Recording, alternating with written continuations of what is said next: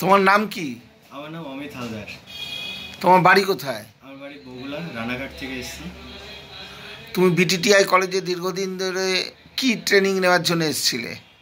আমি AC, fridge, washing machine ট্রেনিংয়ের জন্য এসেছিলাম। তা তোমার ফ্রিজ, এসি, ওয়াশিং মেশিন যে দীর্ঘদিন ধরে ট্রেনিং নিলে, তোমার কীরকম লেগেছে? খুব ভালো লেগেছে, স্যাররা খুব হেল্পফুল, প্লাস ফ্রেন্ডলি খুব। প্র্যাকটিক্যাল থিওরিটিক্যাল ক্লাসে কোনো প্রবলেম হয়নি? কোনো অসুবিধা হয়নি, ভালোভাবে বুঝিয়ে দিয়েছে। তা নিজেকে এই লাইনে স্বনির্ভর করতে পারবে? হ্যাঁ, অবশ্যই পারবো।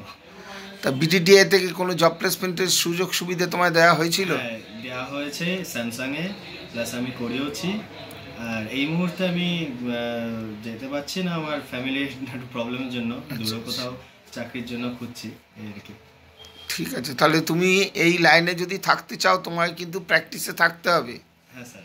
ঠিক আছে, অবশ্যই আবার কোম্পানিতে যেরকম ঢুকেছিলে আবার ঢুকে যাবে। ঢুকবো, আমি আশা করাচ্ছি। ওকে, থ্যাংক ইউ।